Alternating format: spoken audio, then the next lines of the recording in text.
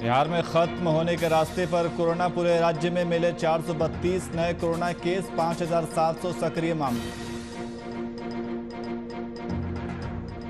झारखंड में संपूर्ण लॉकडाउन का दिखने लगा असर। सुबह कल तक सब कुछ रहेगा बंद, सड़क और बाजारों पर पसरा रहा सन्नाटा।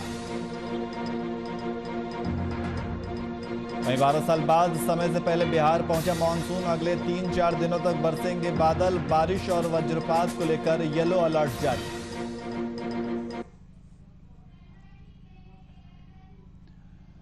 नमस्कार, मैं नियाज खान और आप देख रहे हैं वीआईपी न्यूज। अब सीधे रुख करते हैं खबरों की ओर। बिहार में कोरोना वायरस समाप्ति की ओर बढ़ रहा है। 24 घंटे में बिहार में सिर्फ 432 नए कोरोना संक्रमित पाए गए हैं। यह आंकड़ा लॉकडाउन लगने के बाद सबसे कम है। हर दिन नए संक्रमित मरीजों की संख्या में अब कमी देखने को मिल रही है। शनिवार को आई रिपोर्ट की माने तो अब बिहार में एक भी वैसे जिले नहीं है जहां एक दिन में नए संक्रमितों की संख्या 50 से अधिक आई हो। शनिवार को जिस जिले में सबसे अधिक मरीज आए वह पटना जिला था, जहां केवल 37 नए संक्रमित मिले। सबसे कम बक्सर और शिवहर में एक नए मरीज मिले। इसके पहले शुक्रवार को 566 मरीज मिले थे। बिहार में लॉकडाउन लगाए जाने के बाद शनिवार को यह पहला दिन था जब नए संक्रमितों का आंकड़ा 500 के नीचे चला गया।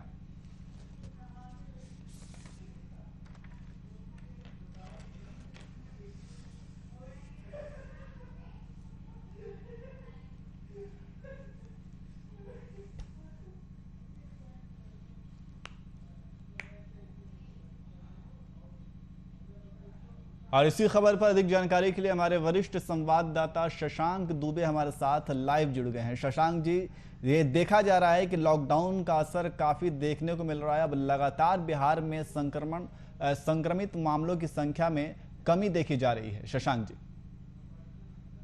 जो सरकारी आंकड़े बता रहे हैं वो काफी राहत भरी है और ये है कि अब लगभग ना के बराबर कोविड पॉजिटिव केसेज आ रहे हैं पूरे बिहार से।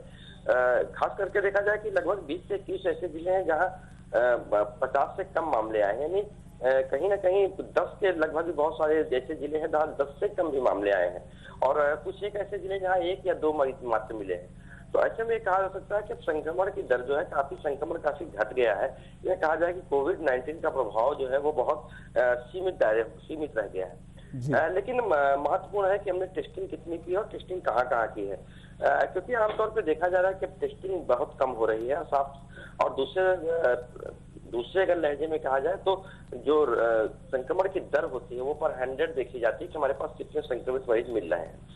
तो महत्वपूर्ण है कि देखना ये होगा कि संक्रमण कहाँ इलाकों में बचा हुआ है, क्या कौन से प्रौढ़ इलाके हैं। और दूसरा, जो अस्पतालों की स्थिति है वो बहुत सामान्य है। सबसे सुखद स्थिति यह है नियाज की जो अस्पताल हैं वो बहुत अच्छे पैरामीटर्स होते हैं ये बताने के कि संक्रमण की स्थिति क्या है। क्योंकि अगर आप आंकड़ों में कहीं ना कहीं गलती हो जाती है, छिप जाती है या कोई ऐसी बात भी हो जाती है, तो जब पेशेंट होंगे, जब लोग कोविड पॉजिटिव होंगे, प्रभावित होंगे, तो निश्चित रूप से वो अस्पतालों की तरफ रुख करेंगे।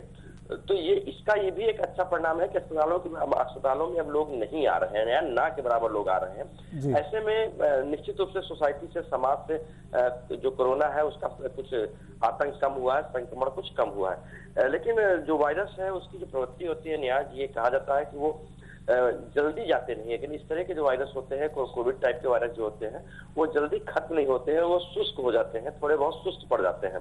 तो हम ये कह सकते हैं कि जो दूसरी लहर है, ये दूसरी वेव में जो डेल्टा वेरिएंट है, जो इंडिया में जो ज्यादा पाया गया है, अपने बिहार के इलाकों में ज्यादा पाया गया है, वो डेल्टा वेरिएंट थोड़ा सुस्त है। अब कहीं ना कहीं वो कमजोर स्थिति में आ गया है, जिससे लोगों को निजात मिल रही है।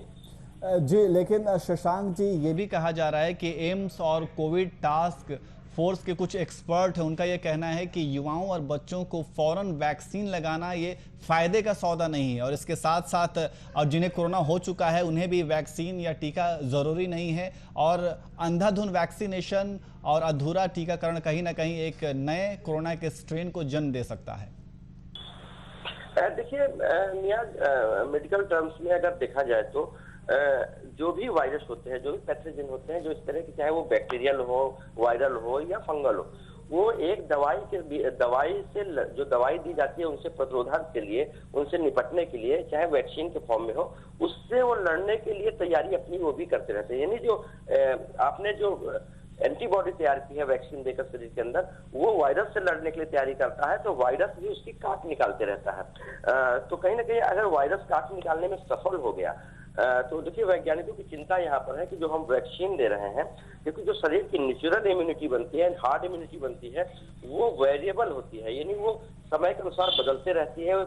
जो हमले होते हैं, जो आक्रमण होते हैं, जो वायरस का अटैक होता है, उससे निपटने के लिए टाइम टू टाइम वो अपने शेप में चेंज करते रहते हैं, और वायरस भी यही करते रहता है। अगर आप सोचें कि हम वायरस के खिलाफ हमने एक एंटीबॉडी तैयार कर ली है, एक वैक्सीन विकसित कर ली है, तो वायरस भी उस वैक्सीन की काट के लिए तैयारी करते रहता है और अपने रूप बदलते रहता है या अपने नेचर में बदलाव लाते रहता है। ये प्राकृतिक नियम है। तो कहीं ना कहीं अगर कहीं से भी ये हो जाए कि रजिस्ट कर जाए अगर वायरस उस पर्टिकुलर वैक्सीन के अगेंस्ट, तो दिक्कत होगी, क्योंकि आपने जो वैक्सीन बनाई है वो कहीं ना कहीं जो उस समय जो आपके सामने वायरस था, उस समय की जो परिस्थितियां थी, उस समय जो दुश्मन था उसके अगेंस्ट बनाई है। तो अगर दुश्मन ने रूप बदला है, वायरस ने अपने शेप में चेंज किया है, अपने कहीं ना कहीं स्ट्रेन बदला है उसने, तो ये हो सकता है कि वायरस कहीं ना कहीं रजिस्ट कर जाए उन तमाम दवाइयों से। ये स्पेकुलेशन है, मेडिकल टर्म्स में ये होता है, क्योंकि आप देखते हैं कि जब आप कोई भी एंटीबायोटिक खाते थे, तो कुछ दिन बाद वो एंटीबायोटिक अगर आप रेगुलर खा रहे हैं तो वो इफेक्ट करना बंद कर देती है। इसका ये मतलब है कि वो जो बैक्टीरिया है उसने उस एंटीबायोटिक की काट निकाल ली है। तो जब एंटीबायोटिक बैक्टीरिया की काट निकालता है, तो बैक्टीरिया एंटीबायोटिक की भी काट निकालती है। यही हाल वायरस में भी होता है। तो वैज्ञानिकों का यहाँ पर मतलब है। दूसरा विषय, जिसको नेचुरल कोरोना हो चुका है, जिसको कोविड हो चुका है, उसके अंदर हार्ड एंटीबॉडी तैयार हो चुकी है और वो 3-4 महीने तक सर्वाइव करती है, उसके मेमोरी कोड में सारी बातें रहती हैं। तो वैज्ञानिकों का कहना है कि उन लोगों को जिनको नेचुरल कोरोना हो चुका है, वो ठीक हो चुका है, चाहे वो माइल्ड केसेस क्यों न रहे हो, तो उनके अंदर जो एंटीबॉडी है वो नेचुरल है। अगर आप वैक्सीन देते हैं तो उसके कुछ नेचर में चेंज आता है। तो कोशिश की जाती है कि जिनको कोविड हो चुका है वो 2-3 महीने तक कम से कम वैक्सीन न लें। और जबकि कुछ अलग अलग अध्ययन आ रहे हैं, कुछ लोग कहते हैं कि 11 महीने तक भी उनके अंदर नेचुरल एंटीबॉडी रहती है। ये अलग अलग स्पेकुलेशंस है, लेकिन अभी तक हमारे पास, हमारे देश के पास, दुनिया के पास जो रिसर्च है, जो तरीके हैं और जो शील्ड है, वो सिर्फ अभी कोविड वैक्सीन है। हमारे पास कोई दूसरा रास्ता नहीं है। इसलिए सरकारों की कोशिश है कि जब ज्यादा से ज्यादा लोग वैक्सीनेशन जिनको हो जाएगा, वैक्सीनाइज हो जाएंगे, तो फिर संक्रमण कम फैल सकेगा। लेकिन जो वैज्ञानिकों का चिंता है वो ये है कि क्या इस वैक्सीन के अगेंस्ट में जो वायरस का नया स्वरूप आएगा या आ सकता है, स्पेकुलेशंस है, तो क्या वो इस वैक्सीन को ओवरकम कर जाएगा, यानी ये वैक्सीन प्रभावी नहीं रहेगी, इस वैक्सीन ने जो एंटीबॉडी बनाई वो काम नहीं करेगी। तो ये एक संभावना है, क्योंकि वायरस के केसेस में और तमाम बैक्टीरिया के केसेस में ऐसा होता है। जी, आपने एंटीबॉडीज की जिक्र किया है, तो एंटीबॉडीज को लेकर के भी ये एक्सपर्ट कह रहे हैं कि सीरो सर्वे कराया जाए, जिससे कोरोना के जोखिम का पता चलेगा और उसके बाद उसके तहत आप एक स्ट्रेटेजी तैयार कर सकते हैं। देखिए, बिल्कुल बहुत जरूरी है नियाज, क्योंकि आप देखें कि लेकिन देखिए भारत जैसे देश में आप ये सर्वे कैसे करा सकते हैं? आप तमाम लोगों की एंटीबॉडी क्या है उसकी एक जांच कराएंगे, तो वो एक फिर बड़ी जांच हो जाएगी, बहुत बड़े पैमाने पर जांच करनी होगी। तो रैंडमली ये देखना है कि जिन लोगों को कोविड हुआ है उनके अंदर अगर उन्होंने वैक्सीन नहीं ली है और उनको 3 महीने हो गए पॉजिटिव से ठीक हुए, तो वो देखना चाहिए कि कितने दिनों तक एक आदमी जिसको कोविड के माइल्ड केस रहे हैं और उस व्यक्ति को कितने दिनों तक इतनी एंटीबॉडी शरीर के अंदर है कि वो कोविड से लड़ सके। तो ये जरूर रैंडम एक अभियान चलना चाहिए, जानना चाहिए कि आखिर किसी व्यक्ति को किन किन व्यक्तियों को जरूरत है कोवैक्सीन की और किनको नहीं है। क्योंकि हम देखेंगे कि अगर हमने वैक्सीन दी है, मान लीजिए हमने फर्क कीजिए कि हमने कोवैक्सीन किसी व्यक्ति को दी है और उसी वक्त एक व्यक्ति कोविड से खुद ठीक हुआ है, तो ये देखना होगा कि उस व्यक्ति के अंदर कितने दिन तक एंटीबॉडी जो है बैक्टीरिया से, माफ कीजिएगा, वायरस से लड़ने की क्षमता रखती है, और जिस व्यक्ति ने टीका नहीं लिया है उसके अंदर कितने दिन तक क्षमता रखती है। तो अपने वैक्सीनेशन प्रोग्राम को क्लाइमेट के अनुसार से और लोगों के बिहेवियर के अनुसार से चेंज करना होगा, लेकिन अभी से समय लगेगा नियाज, और इतना वक्त नहीं है। इसलिए सरकारों ने और WHO ने भी एक व्यवस्था की है, एक कोशिश की है कि ज्यादा से ज्यादा लोगों को वैक्सीन दे दिया जाए, जिससे इसका संक्रमण रुक सके। लेकिन एक और प्रोटोकॉल है, एक और गाइडलाइन है, जिस गाइडलाइन के साथ किसी व्यक्ति को अगर कोविड पॉजिटिव हुआ है तो 3 महीने तक, एटलीस्ट 3 मंथ वो कोविड का कोई टीका ना ले। उससे क्या होगा कि उसके अंदर की जो हार्ड इम्यूनिटी है वो नेचुरल इम्यूनिटी बरकरार रहेगी, और उन लोगों को देखा जाए कि उनके अंदर इम्यूनिटी और कितने दिनों तक सस्टेन करती है उस कोविड के पर्टिकुलर वायरस से लड़ने के लिए। लेकिन शशांक जी, जिस तरीके से ये एक्सपर्ट्स कह रहे हैं कि अंधाधुन और बिना वजह वैक्सीनेशन देना कहीं ना कहीं ये घाटे का सौदा है, और इसके साथ साथ ये भी एक सच है कि वैक्सीन की हमारे पास किल्लत है, तो क्यों ना हम उन्हीं लोगों को, जो बुजुर्ग हैं, जो बीमार हैं, जो मोटापे का शिकार हैं, या जिनके ऊपर ये कोरोना वायरस जो है जल्दी अटैक करता है, उनको चिन्हित करके वैक्सीन दी जाए, ना कि हम एक तरीके से सरकार जो उपलब्धियां गिराने की कोशिश कर रही है कि वैक्सीनेशन की संख्या हमने इतनी ज़्यादा बढ़ा दी है, लोगों को बड़े पैमाने पर हम वैक्सीनेट कर रहे हैं, ये ज़्यादा ज़रूरी है, या फिर एक्सपर्ट का कहना है कि उन्हें चिन्हित कर करके अगर वैक्सीन दी जाए तो ये ज़्यादा ज़रूरी है और ये फ़ायदेमंद भी है? देखिए नियाज, अगर आप सरकार ने जो शुरुआत किया था, जब 16 फरवरी को उन्होंने शुरुआत की, 16 जनवरी को माफ कीजिएगा, वैक्सीन देने की जब उन्होंने शुरुआत की थी, तो आप जरा ध्यान दीजिए कि उन्होंने सबसे पहले उन लोगों को वैक्सीन दिया था जो कोविड से लड़ाई में मेडिकल टीम है, यानी हेल्थ वर्कर्स को सबसे पहले प्रायोरिटी दी। हेल्थ वर्कर के बाद वैक्सीन की अवेलेबिलिटी के हिसाब से उन्होंने फ्रंट लाइन वर्कर्स को दिया, जो कोविड से लड़ने में बाहर सपोर्ट करते हैं हेल्थ वर्कर्स को या सोसाइटी को। उसके बाद उन्होंने ओल्ड एज यानी 60 से ऊपर वालों को प्रायोरिटी दी। उसके बाद उन्होंने 45 से ऊपर वालों को प्रायोरिटी दी। सरकार ने तमाम कोशिशें की हैं कि जो एक वर्नेबल सोसाइटी है, जहां पर कोरोना के ज्यादा चांसेस है अफेक्ट करने के, एक प्रायोरिटी लिस्ट उन्होंने बना रखी थी। और दूसरी बात, जहां वैक्सीन की कमी है, देखिए 135 करोड़ की आबादी है, हम लोग को कम से कम 120 करोड़ से 110 करोड़ से 120 करोड़ के लोगों को वैक्सीनेट करना है, इतने लोगों को वैक्सीन देनी है हमको। तो कहीं ना कहीं प्रायोरिटी लिस्ट पहले से बनी हुई है, उन लोगों को वैक्सीन दिए जाने की कोशिश की गई है। दूसरी बात रही वैक्सीन की कमी की, तो आप देखिए कि जिन वर्गों के लिए वैक्सीन पहले से आरक्षित है, चाहे वो 45 प्लस से हो, चाहे वो 60 से प्लस से हो, चाहे हेल्थ वर्कर हो, वो सेक्शन भी अभी पूरी तरह से सैचुरेट नहीं हुआ है। दूसरा विषय है कि सरकार ने जो वैक्सीन का प्रोडक्शन के लिए अलग अलग लाइन्स तैयार की हैं, आप जाएंगे तो देखेंगे कि आज आपको वैक्सीन की कमी दिख रही है, लेकिन जहां वैक्सीन है, मैं पटना की बात करूं तो पटना में इस वक्त 18 प्लस के लिए वैक्सीन बहुत ज्यादा उपलब्ध है, तमाम सेंटरों पर वैक्सीन उपलब्ध है, लेकिन वैक्सीन लेने उतनी संख्या में लोग नहीं पहुंच रहे हैं। हम लोगों ने तमाम स्टोरी दिखाई है, ग्रामीण सेक्शन में 45 प्लस से ऊपर वाले लोगों को वैक्सीन के लिए कितना प्रेरित किया जा रहा है, वैक्सीन नहीं ले रहे हैं। तो देखिए कहीं ना कहीं वैक्सीन की कमी कागजों में दिख रही है, आंकड़ों के अनुसार कि जितनी अपने देश की आबादी है उस हिसाब से वैक्सीन की कमी है, लेकिन वैक्सीन दरअसल उपलब्ध है इस वक्त वैक्सीन देने के लिए। और दूसरा, सरकार ने जो गाइडलाइन बनाया है, जो सरकार ने जो एक रोड मैप बनाया है वैक्सीनेशन के लिए, उस रोड मैप में आप जुलाई जाएंगे, अगस्त जाएंगे, तो जुलाई अगस्त जाते जाते आपके पास सरप्लस वैक्सीन हो जाएगी, यानी जिस स्पीड से वैक्सीनेशन हो रहा है। देखिए वैक्सीनेशन कम होने के दो कारण है, एक वैक्सीन पर लोगों की रुचि कम है और भ्रांतियां बहुत ज्यादा है। तो वैक्सीनेशन की स्पीड, यानी सरकार वैक्सीन तो उपलब्ध करा देगी, लेकिन वैक्सीनेशन की स्पीड के लिए लोगों को बाहर आना होगा।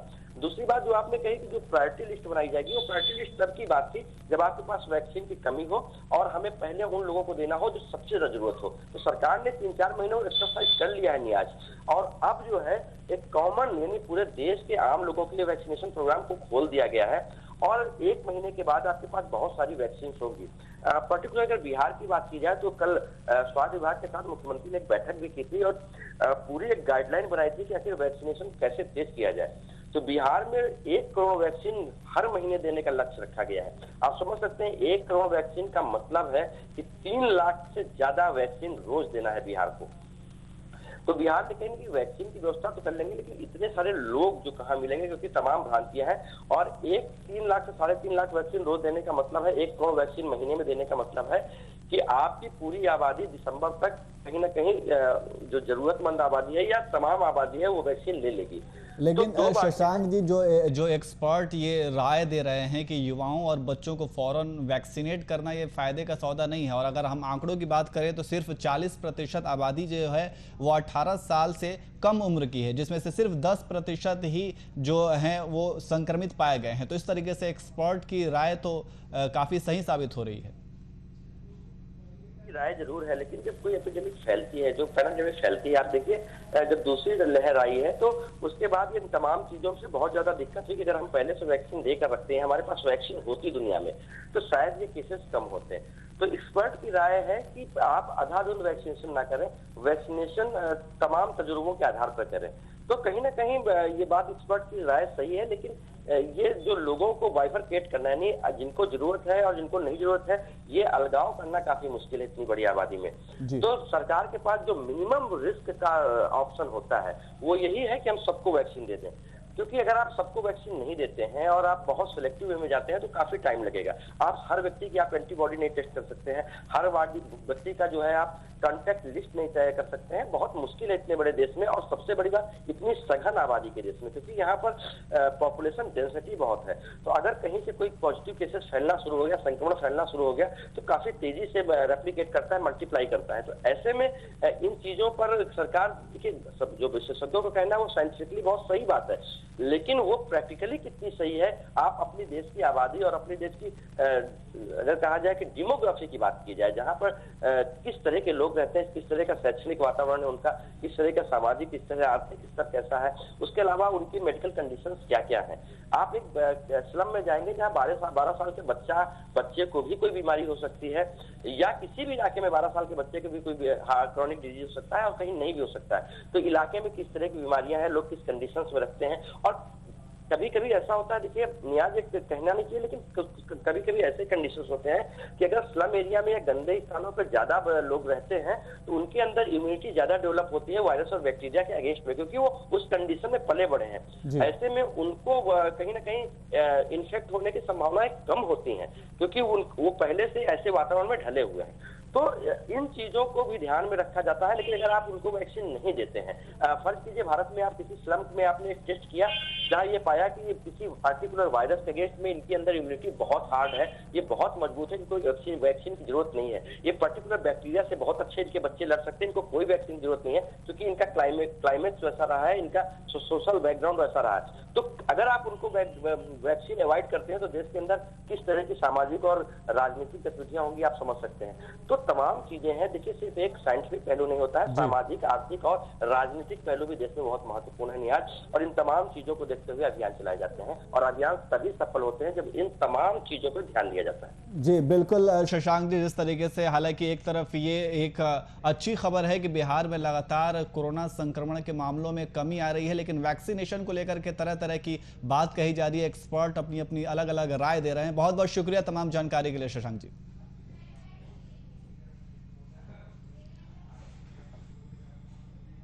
वहीं झारखंड में कोरोना ने पिछले दिनों तबाही मचा रखी थी, हालांकि फिलहाल कोरोना के मामले शांत होते नजर आ रहे हैं। ऐसे में सरकार ने अनलॉक के साथ वीकेंड लॉकडाउन का ऐलान किया है, जो बीते शनिवार की शाम 4 बजे से शुरू होकर सोमवार की सुबह तक झारखंड में संपूर्ण लॉकडाउन रहेगा। इस फैसले से राज्यवासियों ने भी सहमति दी है और सभी इसका पालन भी कर रहे हैं। बता दें कि शनिवार शाम 4 बजे वीकेंड लॉकडाउन शुरू होते ही राजधानी रांची समेत कोयलांचल के धनबाद, बोकारो और गिरिडीह समेत कई जिलों के हाट और बाजार में सन्नाटा पसर गया।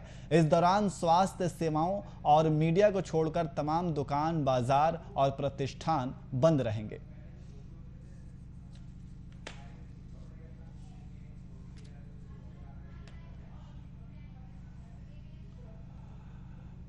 और इसी खबर पर अधिक जानकारी के लिए हमारे संवाददाता अभिनव कुमार हमारे साथ लाइव जुड़ गए हैं। अभिनव, जिस तरीके से लॉकडाउन में अब 38 घंटे का संपूर्ण लॉकडाउन का ऐलान किया गया है, तो इस 38 घंटे के संपूर्ण लॉकडाउन में किस तरीके की सेवाओं को छूट दी जाएंगी और किन किन चीजों पर पाबंदियां रहेंगी?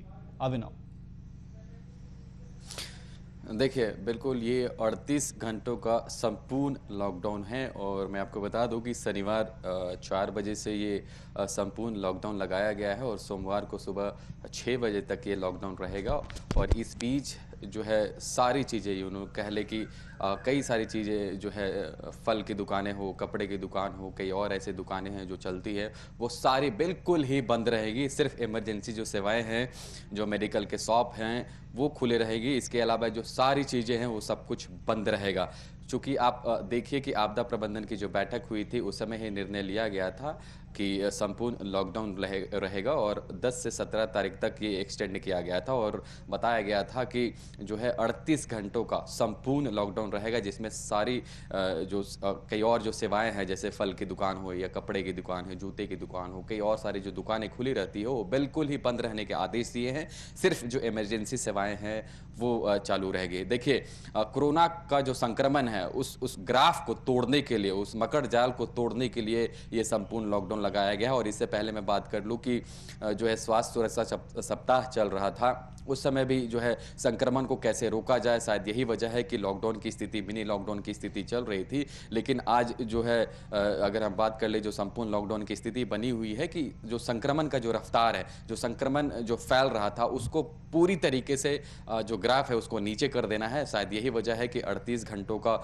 जो है संपूर्ण लॉकडाउन लगाया है कि इस बीच जो है कई जो लोग बाहर निकलते तो उन पर भी पाबंदी लगा दी गई है। सिर्फ अगर इमरजेंसी काम के लिए वो बाहर निकल रहे तभी उनको निकलने का बात किया जा रहा है। और देखिए, अगर परिस्थिति की बात कर ले तो 4 बजे के बाद जो है मैं जो देख रहा था कि कई सारी जो दुकानें हैं वो बिल्कुल ही बंद हो गई थी और प्रशासन बिल्कुल अलर्ट मोड पे था। रांची कर खासकर बात करें तो सिटी एसपी के द्वारा फ्लैग मार्च भी निकाला गया था तमाम जगहों पर कि कई जो लोग बेवजह निकले हैं उनको समझाया जाए कि संपूर्ण लॉकडाउन है और जो नियम है, जो गाइडलाइंस है कोरोना का निहाज, उसको पालन करवाया जाए।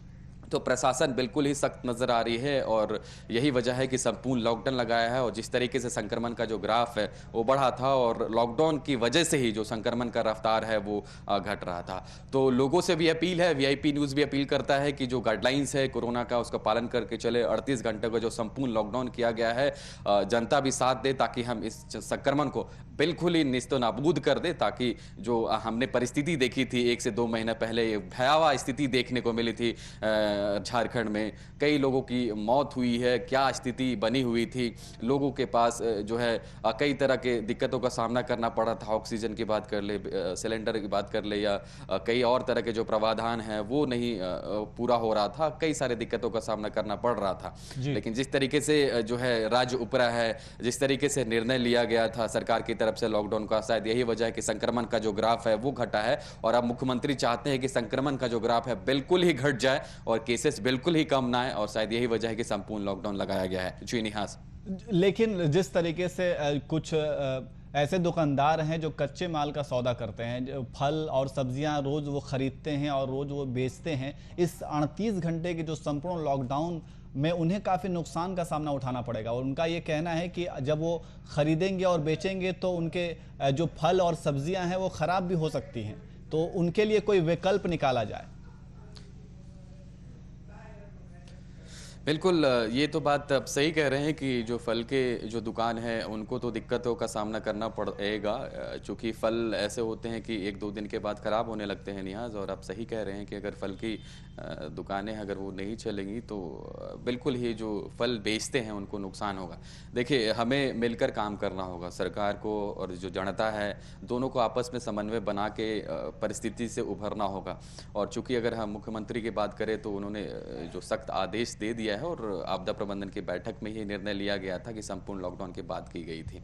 और कल इसको लेकर प्रशासन बिल्कुल अलर्ट भी था और आज भी संपूर्ण लॉकडाउन है और स्थिति बिल्कुल कह सकते हैं कि इसका पालन किया जा रहा है। कई जगहों पर जो है दुकानें जो है बिल्कुल ही बंद कर दी गई है, कई सारे दुकानें जो है प्रतिष्ठान जो है वो सारे बंद किए गए हैं, सिर्फ मेडिकल की दुकानें चालू हैं। लेकिन अगर फल विक्रेता की बात करें निहाज, तो यह बात बिल्कुल ही सही है कि फल के जो विक्रेता हैं उनको दिक्कतों का सामना करना पड़ेगा, क्योंकि वो डेली कमाने खाने वाले हैं। उनका जो फल है उन्होंने जो खरीदा होगा, कहीं से भी खरीदा होगा बेचने के लिए, तो जो फल है वो खराब हो जाएगा। तो ये तो दिक्कत उनको सामना करना पड़ेगा। हालांकि 38 दिन का लॉकडाउन अगर हम बात करें तो 38 घंटे का लॉकडाउन है, उसके बाद से ये तमाम चीज़ें जो है खुल जाएगी। तो समन्वय बनाना होगा, थोड़ा परिस्थिति को देखना होगा। देखिए, कोरोना काल में क्या स्थिति बनी थी झारखंड में, लेकिन ये जो फल विक्रेता हैं और ये सब्जी विक्रेता हैं जिन लोगों ने अपनी चिंता जाहिर की है, तो क्या इसको लेकर के सरकार कोई विकल्प तलाशेगी? अब देखिए, सरकार विकल्प तलाशेगी, अभी तो फिलहाल वैसा कुछ अपडेट नहीं आया है निहाज, जो हमारे पास जो जानकारी मिल रही है।